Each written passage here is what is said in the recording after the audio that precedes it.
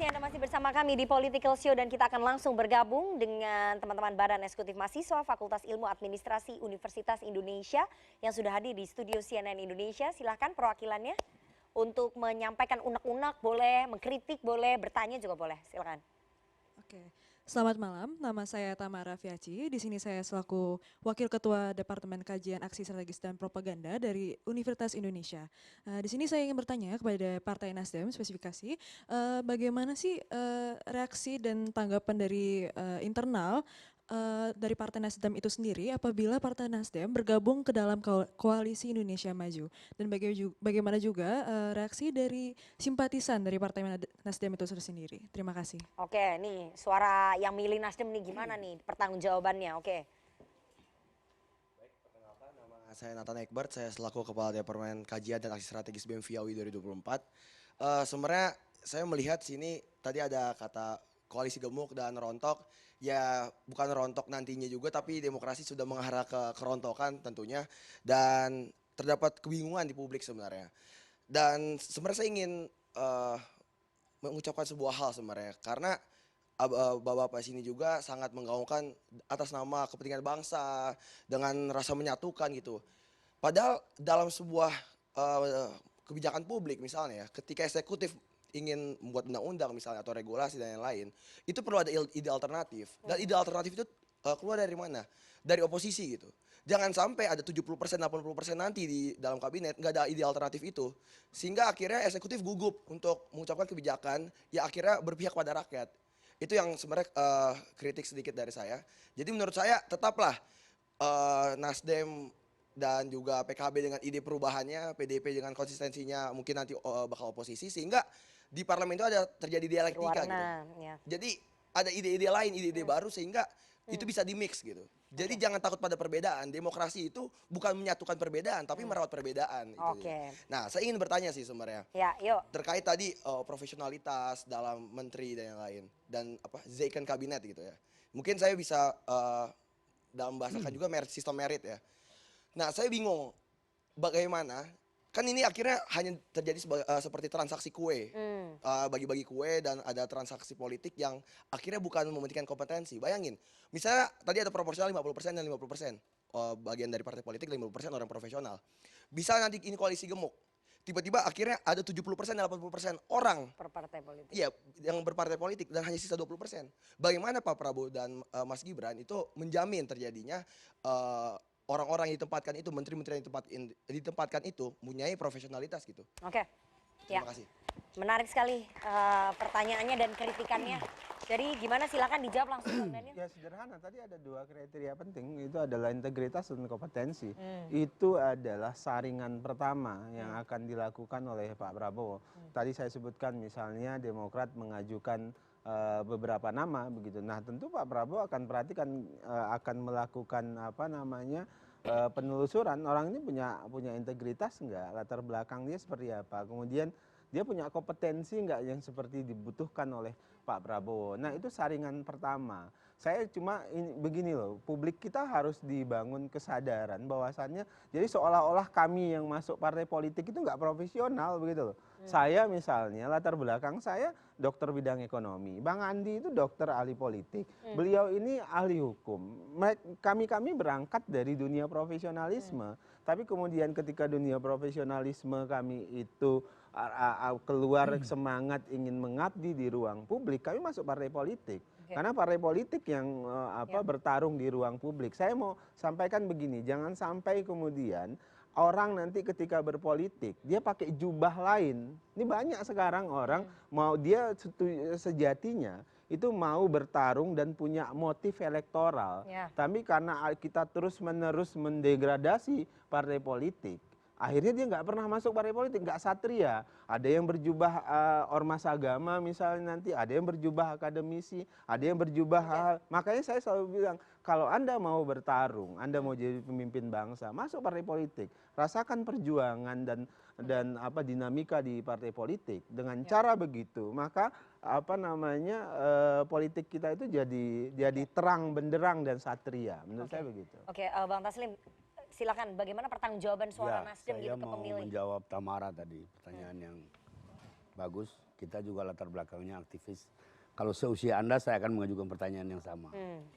Jadi begini, yang terjadi kemarin itu sebuah kompetisi, persaingan. Kompetisi itu ada endingnya, ada akhirnya. Kita berbicara ini soal kepentingan bangsa dan negara, bukan permusuhan yang kita bangun. Bukan kalau sudah berbeda lalu berbeda dan seterusnya. Kita ini kumpulan orang-orang waras yang selalu berpikir untuk kepentingan bangsa dan negara. Kami mengambil sikap itu justru berdasarkan masukan dari konstituen. Hari ini Nasdem punya kursi 2.190. Itu bukan kaleng-kaleng. Kami mengalami kenaikan 17,5%. Dan semua yang disuarakan oleh Pak Surya Paloh itu merupakan kristalisasi dari bawah. Kenapa? Kita membangun kedewasaan. Ada saatnya. Ada saatnya. Saya bilang orang petinju pun sudah babak belur. Matanya ngelihat pun udah nggak bisa. Di ronde terakhir mereka bisa berpelukan. Yang kita bangun tuh sportivitas. Hanya dengan sportivitas kita bisa membangun bangsa ini. Sportif kan nggak selalu harus bergabung. Betul. Kami tidak bergabung, belum bergabung dengan pemerintah. Kami mendukung pemerintah yang sah. Mengapa kita mendukung pemerintah? Karena itu sudah melalui proses. Ketika kami mengakui ketetapan KPU, besoknya saya yang ikut ke MK mendaftarkan. Mendukung ya, mendukung pemerintahan Pak Prabowo Gibran yang sah ditetapkan oleh KPU, tapi belum bergabung. Belum Masih bergabung. ambigu berarti Kalau sikap bergabung Nasdem ya? dengan pemerintahan itu tadi yang dikatakan itu masuk kabinet. Itu soal loyalitas belum, itu soal kemudian lain yang lagi. dipertanyakan. Ini Jadi itu sangat tergantung kepada dinamika politik yang ada. Kita mau berbicara dengan konstituen kita. Sekarang posisi kita seperti ini. Kita akui pemerintah yang sah karena sudah final semua usaha kita sudah lakukan. Dan sudah saatnya kita bergandeng tangan untuk membangun bangsa ini menuju kejayaan yang lebih baik. Baik, silakan Bang Andi menjawab. Memang kalau bergabung dengan pemerintahan Pak Prabowo, memang pemerintahan Pak Prabowo belum mulai.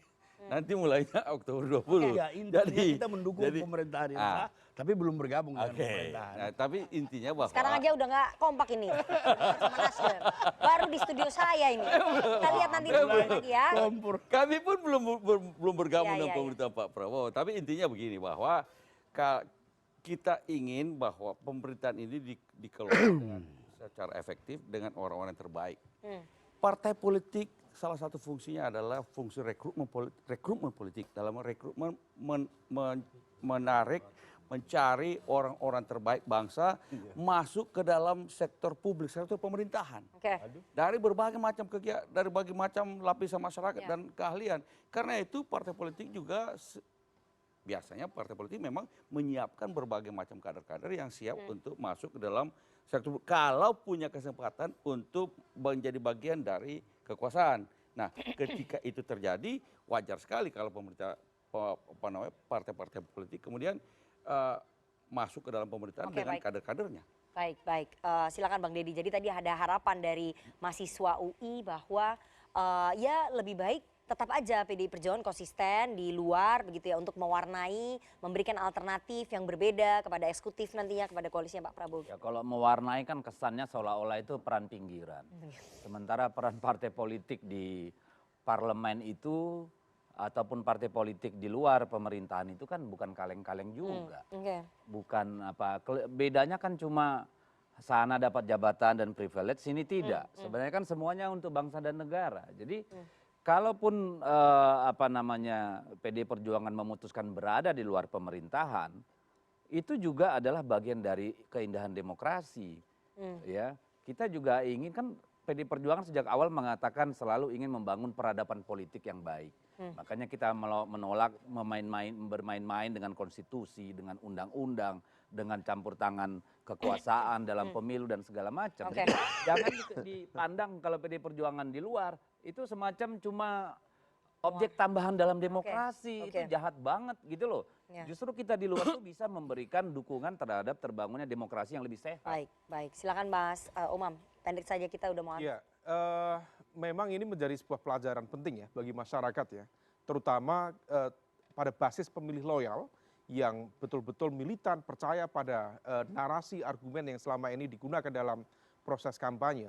Karena ternyata seringkali memang kemudian apa yang menjadi concern itu seringkali tidak merepresentasikan substansi atau inti dari proses dealing yang ada. Nah itulah yang kemudian ketika kemudian terjadi perubahan banyak masyarakat yang kaget. Nah ini kalau dalam bahasa Arab politik itu kan siasah. Siasah itu diabsorb dalam bahasa Indonesia siasat. Siasat itu konteksnya ya sesuatu yang kemudian untuk menegosiasikan, meskipun dalam konteks tertentu, ya ini menjadi sebuah catatan betul bahwa hati-hati dengan sikap itu. Adapun misal tadi statement dari Pak Taslim, memang hari ini belum bergabung dengan pemerintahan Pak Prabowo, tetapi kemarin sudah clear, sikap yang clear. Itu bukan sikap yang sikap yang tidak terang. Itu dalam bahasa Caimin itu cetowelo-welo, sudah clear, vulgar.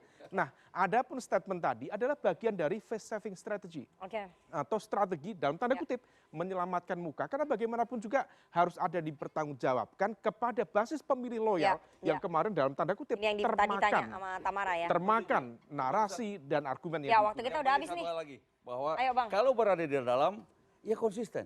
Oke, nggak boleh Jangan bercanda. seperti berada di dalam tapi kemudian rasanya rasa oposisi. Oke, ini kayak Atau jangan juga berubah di tikungan kan kayak Demokrat kemarin. Satu lagi Rifana, Iya. ini kita harus segera nonton bola. Oke, ya. Jangan kita takut, harus masih jeda terlebih kosong-kosong, dahulu. masih kosong-kosong. Jangan kemana-mana, tetap bersama kami di Political Show. Udah berapa menit ya?